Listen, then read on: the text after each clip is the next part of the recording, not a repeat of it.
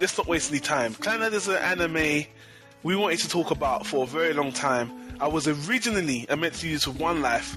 We was about to press record on this like a year ago today, but it just didn't materialize. And once again, I'm not going to get into it.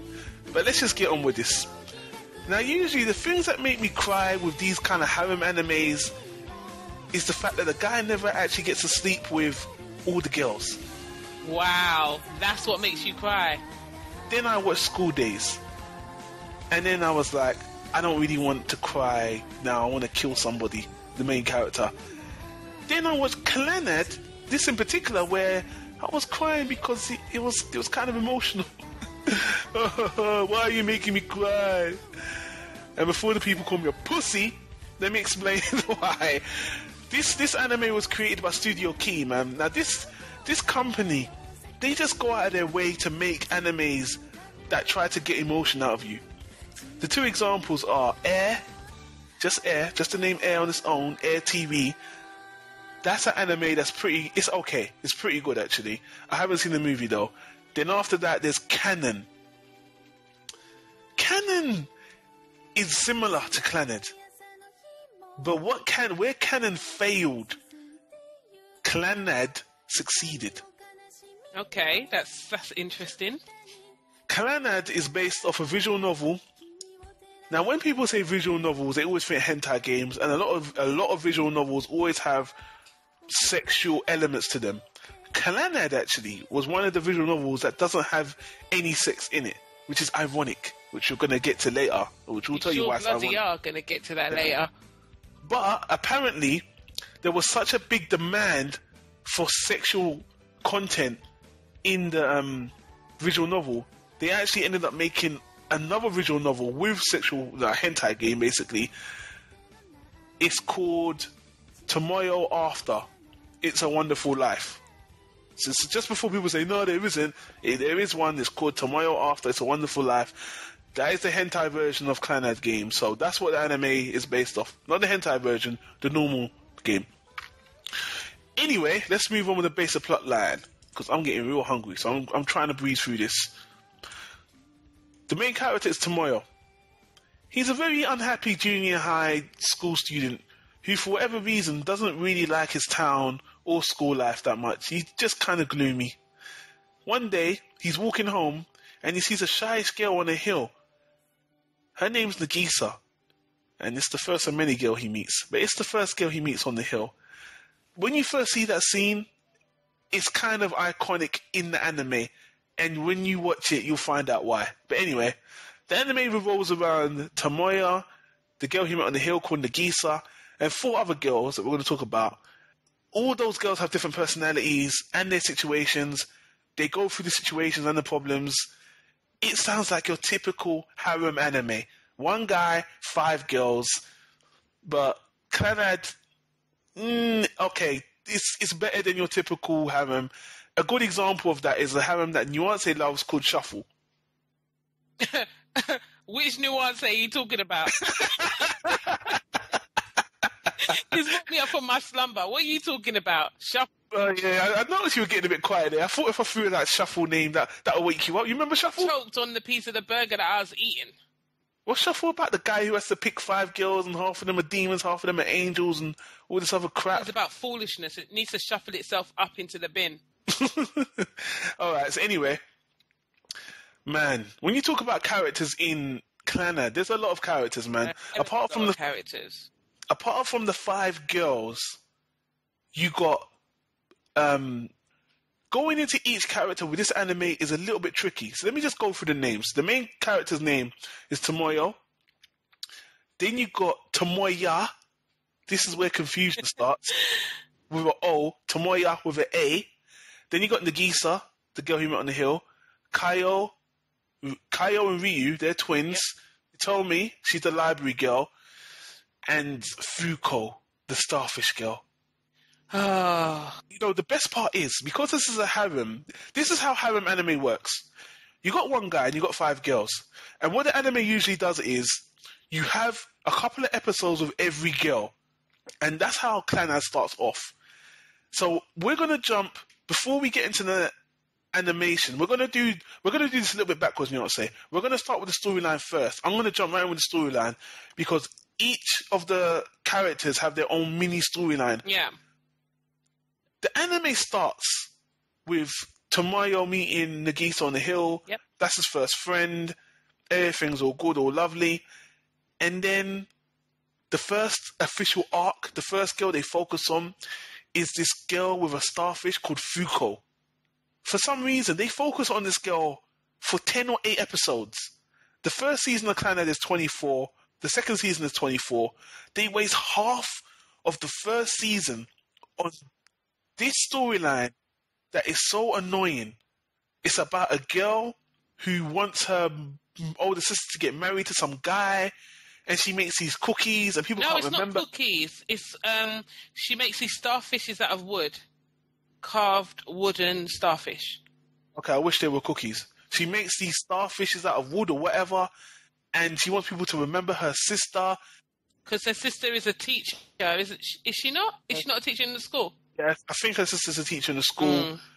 And, you know, I'm zoning out because I can't tell you how irritated this show... This show starts off on the wrong foot, man. It starts off with nearly 10 episodes of a really annoying character and a really annoying story arc. Yeah, it's bad. I mean, it's hard to talk about it because it's a spoiler as well. Yeah, I didn't want to say what it entails, but all I want to tell you people is that the first half of this anime is about this stupid girl Fuko and her stupid... It's just so stupid. Every review I've read has complained about the first half of this anime, and I wouldn't be surprised if people just give up. Now, I'm not saying that when it starts he doesn't meet the other girls I mentioned, and it's not like they don't interact with her and that stuff. They are they are a big part of the storyline as well. But you know, Fuku just takes it all up, man, and it's just really hard to watch. I don't know why they couldn't just do it in one episode, really. Why they had to do it for so long. I mean, as far as harem goes, these are meant to be 3. Every character meant to have 3, 4, even possibly 4, 5 episodes is excessive. But 4 is understandable. If you've got 5 girls, 4 episodes, that's 20 episodes. Right. Yeah. So that's fair enough. But anyway, after that 10 episodes is done, I can't remember in the order, you know, this goes on, but you start having little arcs with all the other characters. And at that point, the anime starts to get interesting. Because you've got the 2 twin sisters, one of them's a bully, that's Kayo. Yeah, I don't know if she's just very... energetic and aggressive. She's always punching her Tamaya's best friend, Yohei. Well, no, it's not that she's always punching him. It's that he's always trying to beat her. Beat her up. Yeah, he's trying to prove that he doesn't care that she's a woman. He's just like, or a girl rather. He's just like, I know I can beat her. How can she beat me as a woman? Da, da, da, da, da. And he just gets beat up every time, which is quite funny. It's playful. It's not really, you know, it's not aggressive. Yeah, it's school playful. Her twin, she got a twin sister, just called Ryu, and she's a short, timid little girl. The absolute opposite. Really boring. I don't really think she even has her own arc in the anime. I think you just see her every once and again, you know.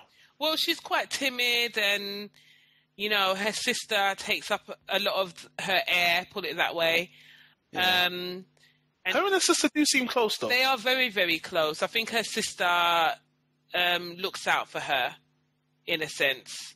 So, you know, and she likes she has this thing about her card. She's always trying to do some kind of fortune telling thing. So she's meeker than her sister, I would say. Everybody loves a fortune teller. Anyway, next up we got Kitomi, who's a girl in the library. I think is she the dark purple haired girl, the dark blue haired girl in the library? She's the one, yeah. She's got 2 bubbles in her hair. She's uber intelligent. Her head is, you know, her nose is always in a book, and that kind of thing. And she has a special ability, doesn't she? Yeah, she does. I think she plays the violin terribly. I believe it's the violin. It's a comical aspect to the anime. Yes, you know? They don't want her to pick it up because when she does, she kind of kills people's eardrums. And last but not least, we left Nagisa for last for a reason. She, as the anime progresses, she's a constant in the anime. She's always there, always kind of hanging around Tomoyo. Her and Tomoyo, you can see there's a friendship there, and you might even see something else growing. She is a very, very fragile girl, very soft-spoken, very cute, and I think that when the anime starts, after that stupid first arc about starfish crap, there's a big thing with Nagisa. She's starting to start a club. I don't remember what the club is about. I think it's a drama club. The thing with Nagisa, I think it's drama. The thing with I think it is a drama club. Yeah. The thing with Nagisa is that she suffers from poor health, so she's actually repeating a year. Yeah, and she's older than the rest of them. She's 1 year older than Tomoya, so she's got low self-confidence because she's repeating a year. Low self-esteem, and she thinks that by starting a drama club that she'd make friends and meet friends and things like that. Yeah. All right, so, those are the... Okay, and also two other characters that we'll get into later. You get to see Nagisa's mum and dad. Her mum is called Sane, I believe, and her dad is called Aiko. And they run a bakery shop.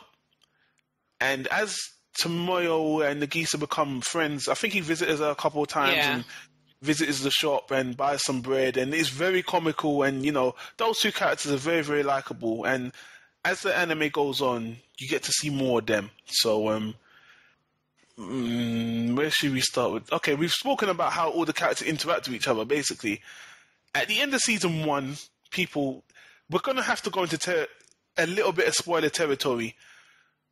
The season 1 kind of ends with Nagisa's storyline. You get to find out a bit about her and a bit about her past and her parents' past. And that is where the interest, it really starts to draw you in there. Yeah. And if you've gotten past all this other stuff, this part is the part that really starts to get your attention. Yeah, just before you go any further, I just want to say something about Tomoya. What makes him slightly different from guys that are in these kind of harem series is that he's quite direct and very negative. In regards to the whole thing with Nagisa starting a drama club, he's actually very direct with her. Like, he doesn't even want to do it. He thinks it's a stupid idea. And he normally talks that way to all the girls. He's not really one of them kind of guys that's like, oh, that's so great, let's do that. He's more of the sit on the side. He's a delinquent, and he acts He's a bit of a pessimist as well. Yeah, he is. So that's what, I just wanted to point that out. That's what makes... No, it's I'm really glad you did, because I glossed over him. I was so entranced with these ladies, I forgot about the main guy tomorrow. Yeah, and about he's got a backstory. Also, which is important to his character. Yeah. I don't know if you want to mention that. Should I mention that now, or do you want to... No, it's kind of hard. You know what? We've spoken... We're going to go into a heavy spoiler territory with the storyline. But let's leave that for a minute. Yeah. And let's just talk about the animation. Okay. So how do you feel about the animation to this? It's very cutesy, isn't it? Really? It is. I didn't have a problem with it. I thought it was fine. Really. There wasn't any fan service, I would say, that I can remember. There wasn't. And you would think there would be, to tell you the truth, because the way they are drawn, it does give you a kind of hint of hentai. Does it not? A hint of hentai? I like that. A hint of hentai. So I could use that in this sandwich, actually. I wouldn't mind a hint of hentai in the sandwich. Well, you're hungry, innit? It's turned to a different kind of hunger. So... So yeah, it was the girls are drawn in like I said, in that kind of hentai way, very beautiful. The scenery is very nice. It's very colourful. It's very sweet. That's what I would say. I think the animation is really good, and I just remembered something actually. Another part of the storyline, which is really weird. Nagisa has is it a poem or a story she really seems to like? And the anime does these CG cutscenes where you get to see this interaction with some kind of robot creature. And the little child. I think it's at the beginning of each episode. Is it? It's at the beginning and at the end, and it parallels a lot of what's going on, and you don't find out until the end of the season what it's about, what the story's about. But they use CG to tell that story, and that animation's pretty cool, man. Yeah, I have to say, you're definitely right about that. I kind of didn't think about that or forgot about that. It's been a long time since we've both seen this, actually. It's been about a year. So. Has it been a year? I feel like it's been longer than that. I've been longer than a year, believe it or not. And as well, the opening's really nice. The outro is very, very... The dongo. We got that's something else. Yeah, I mean, animation-wise, it's very cutesy, not about the sound or anything yet. One thing that we didn't mention that I think is also important is that there is something different about the actual town. Kind of. I think I know what you're getting at. Yeah, strange about the town, because it is based around the one town. Yeah. Isn't it? Yeah. And in the opening line, Tamayo says how he hates the town. But it is based... Everything that kind of happens is really only based around this town. I think what you're getting at relates more to season 2, though. You think so? I think it plays a part. I don't think it does, because when you start going into some of the characters, the things that have happened to them, it's only in that town that it's happened. I'd like to explain it, but I can't because I don't want to spoil anything. Okay, well, I think we'll have a little bit of a spoiler somewhere down the line. But lastly, because we're going to explore the storyline just in its entirety in a minute, but lastly, before we get into the storyline again, let's talk about the sound. I saw this in the English dub, and it was really good. The English dub was fine. I didn't really have a problem with it. The opening and closing were quite nice. And... Jeez, man, that ending music, Dongo song. When I first saw it in Nuance, I thought, what the hell is this? It's some some girl singing Dongo. It's not only the girl singing; it's the actual dongos. Dongos are Nagisa's plush toy. Yeah, toy basically. She has a great fondness for what she calls the Dongo family, which is like a group of bean-like toys. There's supposed to be a mom and a dad and a couple of children or whatever. So she has them as toys. And the outro is this Dongo song, which she sings. Mm-hmm. And it's very childlike. And the first time I heard it, I was like, what the hell is this? Yeah. And then by the end of it, it became... it was more like, I don't want to hear this anymore. Before I start bursting into tears. That's how... It's funny to say that, but... Yeah, the ending song really has a fundamental element to the anime. Yes. After you've seen enough, you understand why they use that song, and it's very emotionally manipulative, if you ask me. Definitely pulls at the heartstrings very, very tightly. Yeah. It's not cool. It's not cool. Here comes the problem.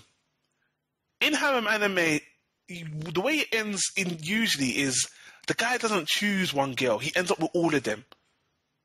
Or, he doesn't really have a relationship with one of them. It's just weird. This anime is different. I kind of have to spoil this for you. There's just no way to, because the second anime is based upon the choice Tomoyo makes in the first, and that is he decides to stick with one girl. He chooses one girl. He falls in love with one girl. That girl, sorry to spoil it for you people, it's kind of obvious. It's Nagisa. And the second season is based on his relationship with Nagisa. The thing I like about Clannad, it has got a weird sense of progression. The anime moves on. Because in the first season, they graduate, and I have to spoil this for you. They all graduate except for Nagisa. Because of her illness, once again, she isn't able to graduate. Which is very, very sad. And when the second season starts, it continues from that point. Tomoya has graduated from school. Nagisa's going back to school. they're in love, very much in love. They're a very good couple, by the way. And the second season is very different from the first. The tone is much more serious.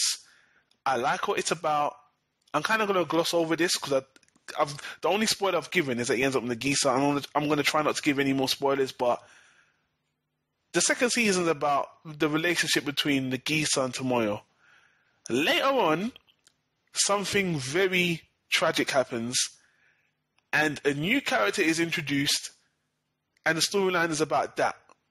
Now, what we're going to do, Nuance, to not cause any confusion is, I'm going to give my rating for the anime now. Then I'm going to completely spoil the second season, because there's no way I can talk about the second season without spoiling everything. I just can't tiptoe around it. Do you agree? I agree. The second season for Clannad is superior to the first in every way. I felt like the first season wasted half of its time on this one plot line that was just rubbish. The rest of it was pretty good. It gives you the setup for Nagisa and Tomoya. The second season is just really a great character development piece about Nagisa and Tomoya and someone else that comes later. And it is a great drama anime, you know. And if I had to give it a rating, Clannad has a lot of problems. Mainly its pacing and adding in storylines that are not any good. And really, if you take season 1 and 2, you can throw away half the episodes and have one solid anime. And because of its flaws, I have to say, it's just a solid B. It's above watchable, not quite first class, but it's a solid B. And that's mainly because of the second season. So I'm going to let you give your thoughts on season 1 and 2, Nuance, before we spoil everything. Yeah, even though we've spoke about season 1, we've missed out a hell of a lot in regards to talking about what happens with the different characters. But to tell you the truth, a lot of it was really not needed. And I really wish it wasn't a harem, because it didn't really need to be. The substance in the first season was really revolved around Nagisa and her mum and her dad, and that whole relationship with Tomoya. And if they had just really stuck to that, I think I would definitely have given it a higher rating. To tell you the truth, if I was going to rate them separately, I would definitely give season 1 a watchable, because that's what I think it is. Agreed. In regards to season 2, it's on a totally different level. It's, in a way, a very different anime. It really pulls at your heartstrings, and it deals with some issues that are not only interesting but are difficult. And mature, yeah. And so if I was going to rate that separately, I would have given it a first class. Agreed again? So yeah, just like you, putting them together, it's a solid B. Exactly. It's a no-brainer. It really is. As far as drama animes go, it's a cut above the rest. One of the best I've seen. It's just too much fluff. Way too many stupid arcs. Like, all these harem girls amount to nothing. But the thing I forgot to mention, is actually both seasons are 24 episodes, and in the end of the first season, they've got 2 specials. The 2 specials are, they decided to make a special episode of What If He Picked a Different Girl. Which was good. Which were really good at. Both of them were really good. In the first special, instead of Nagisa, he ends up with Tomoya. Yeah. Which is a girl that Tomoyo. She's Tomoyo. She's Tomoyo? Yeah. Yeah, she's Tomoyo, sorry. Tomoyo. Yeah. And she's a girl that, when you watch Clannad, it's the only other girl he could have ended up with, because they are really good friends. She picks him up from his house. They talk a lot, and they just seem to have a really good relationship. The one episode spin-off alternate is really good. Yeah. And I could have seen the anime end that way. Actually, legitimately, he could have picked her. Legitimately. The second alternate they decided is Tomoyo fucking around with these twins. And basically, first he ends up The shorter one, the quiet one, decides that she wants Tomoyo and asks him out. She gets up all her courage, which is a bit of a surprise. But then you kind of realize that Tomoyo really likes the older twin, and the older twin really liked him. And, it just doesn't end well. No matter how you look at it, it's just not a good ending. It's just, I'm not going to say it's silly. It's a good episode, but it just doesn't make you feel good. The thing about the alternates is they give the audience something to choose. So if you didn't like him with Nagisa, you can see him with these other girls. But to be honest with you, the Nagisa storyline expands well. Yeah. These other storylines wouldn't have expanded into anything. Yeah, but I think the Tomoyo storyline was a really, really good one. It's just because I think with the Nagisa storyline where it goes, it's more about, because Tomoya is broken, he's got a lot of issues. Nagisa just helps him accept himself, how he is. Yeah? But with the Tomoyo Another World chapter, she makes him want to be a better man. Yeah. She makes him want to be a better person. So both of them are good to me. They both reach, my expectations. It's just that obviously the Nagisa saga is much more heart-wrenching. Yeah. So, okay, people, you've heard our ratings. You heard our opinion. I would say if you have to watch a drama-based anime with a harem involved, Clannad's the best one. I've seen Studio Key's other stuff, Air and Canon, and Air is not a harem, by the way, but Canon is. So, this is the best harem I've seen. You can't compare this to Shuffle. Shuffle's silly. Let's not talk about Shuffle ever. Really silly. Really silly. So, yeah, I would recommend it as what if you like this kind of anime and you can bear with the bullshit episodes. The filler. Thank you. Perfect word. Then it's okay. It's decent. It might be just above watchable for you, and it was for me. Is that enough you want to say? Can we now talk about our inner thoughts about this? Yeah, let's go for it. Let's go for it. People, this is your last chance. We are about to talk about Clannad ruin it all. Do you want to go first? No. You go first, because I don't want to. I'm so passionate about this. I don't want to go all over the place with it. So you go first. And then I might do my little add-on bits. I think that might be better in this. Okay, just jump in wherever you want then, or whatever. All right. The thing about Clannad, the second season, this is what I wanted. I wasn't even expecting this. Clannad, the second season, Tomoyo, basically, he has to support Nagisa. He actually, something we never spoke about in the first season before, which we didn't want to spoil, is Tomoyo's own backstory, yeah? He has a really great, sad backstory where you can already tell from anime that his mum died in a car accident. He just lives with his dad. His dad is a good-for-nothing. He is a drunk. Yeah. He has a bad reputation. Yeah. And him and his son don't get along. I think they even had a fight once upon a time. They had a fight and he dislocated or he damaged his arm, and I think he was a basketball player, and he was very, very good at it. But due to that, it destroyed his career in that. And the funny thing, just to cut in there, the funny thing about him and his dad's relationship is that it's not like when you cut to the scenes of him being at home with his dad, that his dad is like an aggressive drunk. He's not like an aggressive drunk. He's more one of them really quiet. How are you, Tomoya? Kind of. His mind's not there. His mind is not there. Kind of drunk, and he doesn't want his dad anywhere near him, his school, his life. Nothing. He is such an angry kid. He is, and I actually forgot. He's so angry and fed up with his dad. He moves out. He moves in with Nagisa, before they even get together. Yeah, I think it's something like his dad goes to the school or something. I can't remember. Yeah. I think they were doing a play. Was it when they did the play or something? And his dad comes to school. But yeah, like you said, they get into an argument, or let's just say Tomoya argues and his dad is drunk.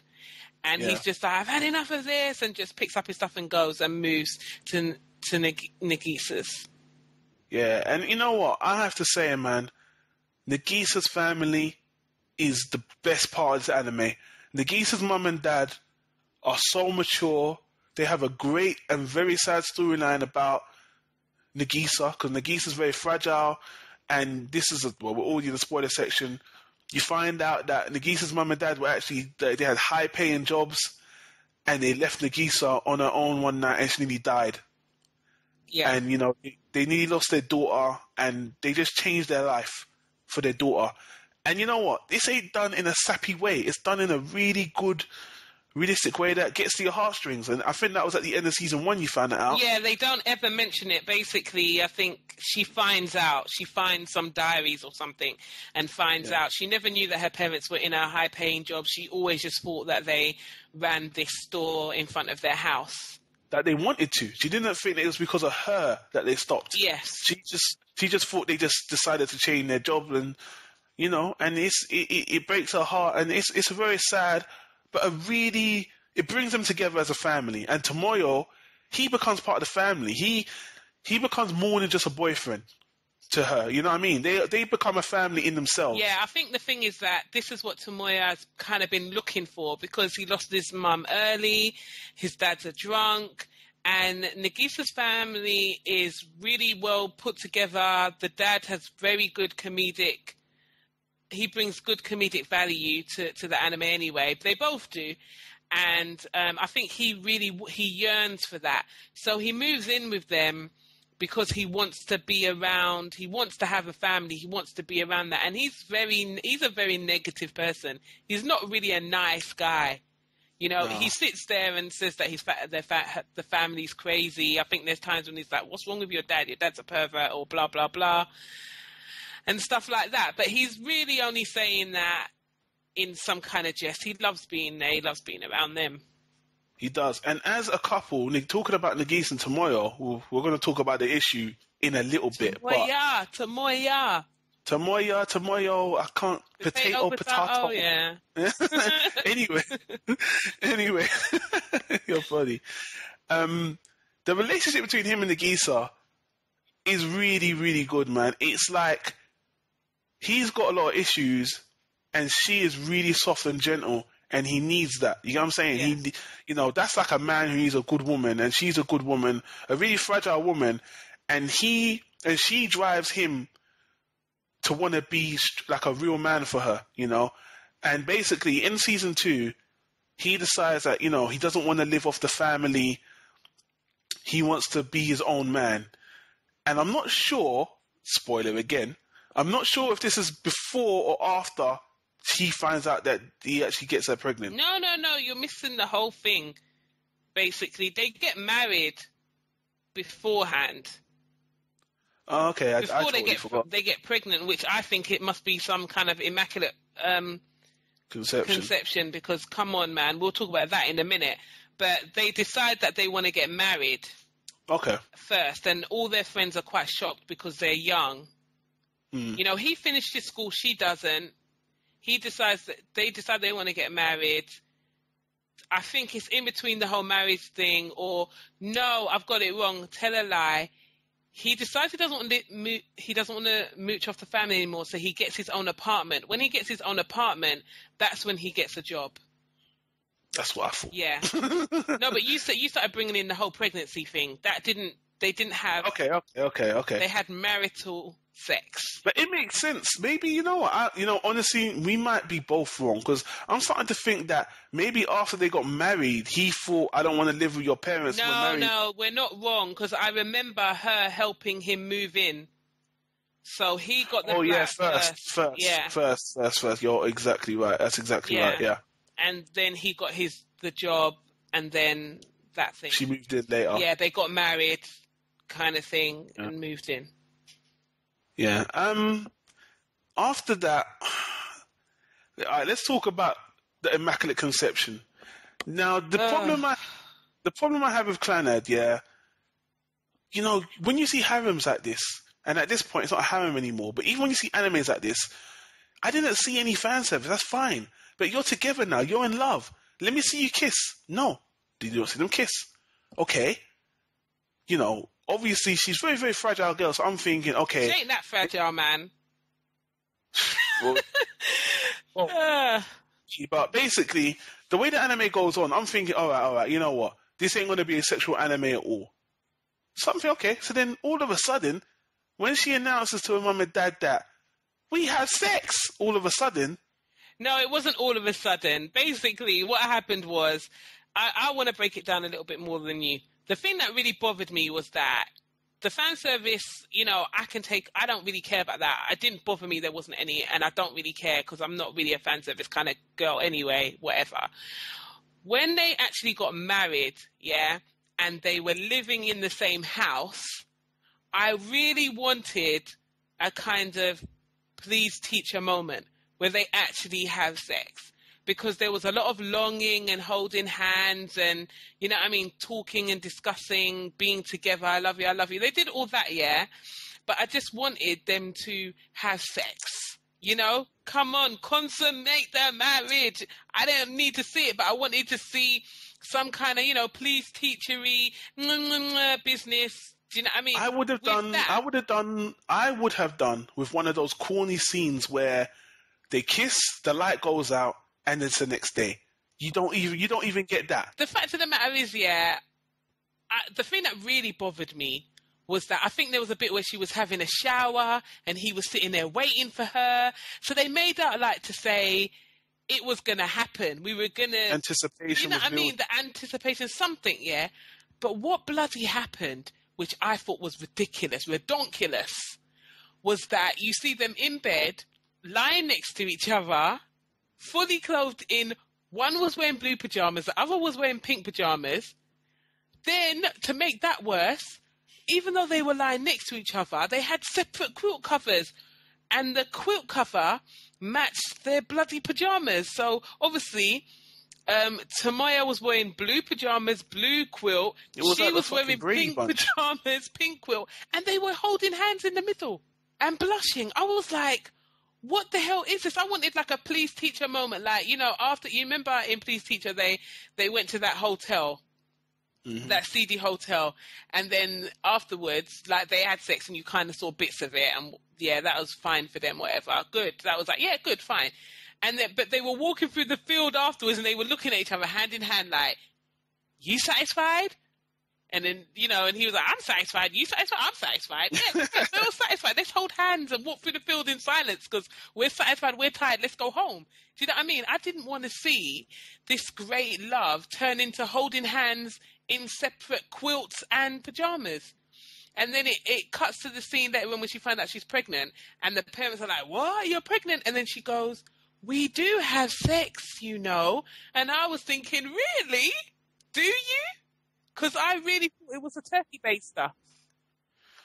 Yeah. There was no sex. There needed to be some... People, you're hearing this from a female. It's not just me. You can always call me the pervert for watching hentai. I mean, you are a pervert, you know, but I'm a realist, and come on, man. You can't give us an anime like that, 24... episodes of them saying, and they do kind of say, I love you, I want to be with you, blah blah blah. She helps him move in, the whole bathroom scene thing, and not even no little fondling and a kiss and then turn off the light and yeah, like you said, let's cut to the morning. Nothing. So let's move this along a bit. After the pregnancy, the anime, this is the second season now, you're nearly halfway through the second season. The anime just does something so horrible but predictable. You know, you see it coming. She's pregnant. She's having troubles with the pregnancy. Without saying what happens, use your imagination. But after the baby is born, there's a time skip, about 4 years. Tomoyo looks worse and more depressed than ever. He's still working at the same job he had before, during the pregnancy, but the difference is Nagisa's not around, and he's got a daughter. I can't remember her name right now, but the parents are looking after the daughter, And Tomoyo's mind is just totally shattered. He's just obviously totally distraught over what happened with Nagisa, and he doesn't have a relationship with his daughter. He just doesn't have one. It is really sad. And Nagisa's parents have been raising his daughter for him. And this is the part where the anime really takes off again. You know, you already got the emotional vibe. You just come off this emotional high. But now, all of a sudden, basically, Nagisa's parents decide that, you know what? You fuck this guy. They leave him a note one day and say, you know what? We're going on holiday. Here's your daughter. And they're gone. Totally gone. Yeah, I think the worst thing is that Tomoyo's attitude is dire. Intensified? It is terrible. Yeah. He is depressed. He's smoking. I think he's drinking. And I don't think he's drinking. No, he's not drinking. He's drinking. Are you sure? He does go to a bar. I think he's drinking, but he's not an alcoholic. No, he's not like his dad, but he's trying to take away the pain, and he's not got over what happened. And his attitude is he's just totally denying that he's got a child at all. And this is like a totally different anime. You're like, whoa, this is so fucking heavy. Such a heavy topic to bring. And for the next 6 or 7 episodes, man, it is just really fantastic character development between Tomoyo and his daughter. Yeah. It is truly, and on top of that, they add revelations about Tomoyo and his own father. Yeah, his father, his grandmother. He's forced to take his daughter on a trip, basically. The thing is, all the way through this section, you really feel sorry for his daughter because he is a freaking bastard. He's really horrible to her. And she's like 5. You know, she doesn't know him. She doesn't see him at all. And he just treats her like she's a piece of furniture. And I also believe when he looks at her, he sees Nagisa. Well, I think she does have some tendencies of her mother. Well, she definitely looks like her mother. I think he finds it he's just so detached. Just sees her like an annoyance. There's bits where she cries and she can't ask him for anything. I think there's a bit where does she nearly wet herself or something, and he gets pissed off. He doesn't even. But then I think sorry to cut you, but we've been going on about this for a while, so I'm trying to wrap this up now. Basically, he just has a really fantastic revelation. Yeah. He gets a reality check, however you want to put it, and it puts his life into perspective. Now, this is the part I'm not going to spoil, even in the spoiler section. The anime, after all that, the anime decides to do something, it does something so fucked up that I nearly broke my computer. And they take you, it's like driving off a cliff, Nearly off a cliff. And the car's about to hit the cement, and all of a sudden, the car just floats on air. You think you're going to crash and burn, and it's the end of the series at this point. Like, it's over, and you're like, this is fucking unbelievable. And then, just before it reaches that point where you're like, I'm about to lose my mind, I think the creators realized that if they went through with what they were doing in the anime, in real life, people would have been gunning for them. To tell you that I remember what you're talking about, and all I have to say is I was watching it, and then my eyes kind of just started protruding from my face, and I started saying, and then I started having this twitch, like my head started twitching, like, no. And it was like that. And I tell you, if they had gone there, it would have been like, you know how people say, the most depressing day for a lot of people is Christmas, and that's where they get the most suicides or whatever. I would have given this anime a fuck you, man. No, I would have said I ain't talking about this anime because I've had my counselling. I've spoken to a priest, and he thinks it's not a good idea for me ever to talk about this ever again. That's what I would have told you. I would have told you you know what I mean, to go screw yourself if you think I'm ever going to talk about this anime. And, you know, it's just funny because this anime manages to have its cake and eat it too. Because the bottom line is, they went through with it. He pushed it to a limit that it's really like, it's like going on that ride in Alton Towers, the Nemesis. There's a ride for all you people that are not in England. Do you fly out of your chair and then end up on the magic carpet? It's like, there's a ride in Alton Towers where you go up and you see everything. It's like you go straight up and you can see everything. Your legs are dangling over the side of this ride, and you're going higher and higher and higher, and you can literally see a lot of the theme park, and you see like the bottom where you're gonna go down to, and before you drop, it kind of rocks you. Do you know what I mean? So you have that feeling like, oh, this is how it feels like just before I die. Yeah, exactly. And that, in a sense, was exactly what they did with the anime. They took you to that point where you are just about to tip over, just to give you that sense of, I'm about to fall, and then they pulled it back. And then the anime ends, and you have a sigh of relief, and you're like, you're goddamn right. I was like, you goddamn right. Yeah, and I had tears in my eyes, actually. I was like, you know what? You son of a bitch.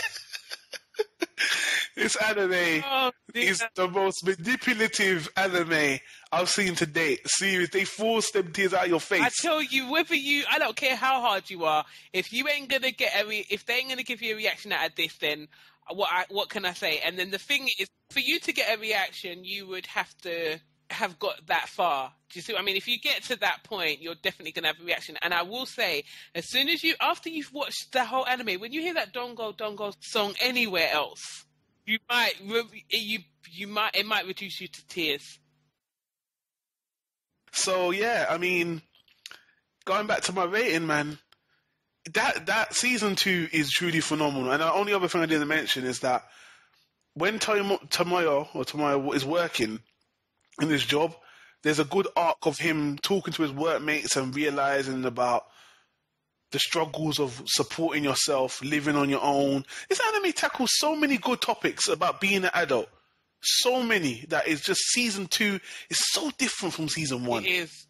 It just makes me wish that this anime was written differently from the beginning. You know, but the only thing is, it progresses. If you look at it from the beginning, and I think the last episode's a flashback, where you look at the anime, it started off with him in school, and the whole thing with Nagisa and everything. It's a progression. It really is done. It's got continuality, as they say, you know, and for that, it's done really well. I just wish if they trimmed the fat, this could have easily been a first class. If they trimmed the fat enough, it could have been a Hall of Fame. Oh, most definitely. I think that if they took out the filler, if they took all that out, it would have definitely been a high first class for me. Yeah. Because it had the emotional elements, the things that they did tackle, especially about fatherhood, parenthood in general, and relationships, was really apt, was really hard-hitting, that it could have really been a really great anime. Definitely first class. But the filler in the first season was just ridiculous. It was just too much. It really was nonsensical in a sense. And I think maybe in the first season they thought the anime was going to go the harem way, and then they just changed it up in the second season. It feels like somewhere near the end of the first season, they decided they wanted to take the anime in a different direction. They were like, oh, you know what? Oh, Shuffle and Canon, yeah, they went down this road. Let's be more serious. Exactly. I think when they got nearer the end of season 1, they kind of were like, you know what, this isn't really how we need to go. Let's go in this direction. And they kind of, but the thing is, they committed to it. That's what I will say. And they followed it through, and where it went was interesting. And I will go back to the point that I said nearer the beginning, which may not have made sense to you guys, when I say that these things happen in this town, and the end of the anime basically tells you that there's something special about the town that the things that happen in it. I knew that's what you were getting at, and I don't know. That felt like something Disney they were throwing at the end. I thought, no, you're trying to make this sound like a magical show when. No, don't do that now. They were trying to make it out as a magical show, and the things that I didn't like that because this anime was based on, a lot of it was based on reality and hard hitting situations, and for them to, regarding what happened at the end, that was very much magical. Yes, but then here you go. The filler, all of the filler, is magical, isn't it? Okay, now that you mention it. Even the film with the starfish girl is a little bit magical, so yeah. I guess. And the woman who takes care of the dorm room, her and the cat, and the guy with the cat, the guy that was the cat, and all that. That's her. That was magical. I guess I don't think they should have really done that, but it's so minute, and they don't really. Well, to tell you the truth, they had to do that because if they didn't, the ending wouldn't make any sense, would it? Yeah, but that's just the ending. I just don't like the fact that encompassing that being a tone of the whole anime. I like that being at the end. Obviously that has to be there, but saying that this was in the whole town's about, I'm like, well, whatever. I'm glad that they did it the way they did because I choose not to see it that way, and I think you can choose to see it that way if you want. Well, I think that for me to accept that ending, I have to see it that way. Yeah, but I only see that in the context of the ending itself. I don't see it in the context of the whole anime. Well, I see it in the context of the ending and the filler. I mean, I think it's what we're debating about is kind of minute anyway. Overall, even if it isn't, even if you're right, I don't really care. Ultimately, overall, it doesn't take away from the anime, whether it was magical or not. It might for you, but it doesn't for me. So I didn't say it takes away anything. It doesn't. No, if it wasn't magical, you said it. No. If it was, yeah, it does. It would take away slightly because then the ending wouldn't make any sense. Even though it would still be hard hitting, but I don't think I'd be able to accept the ending.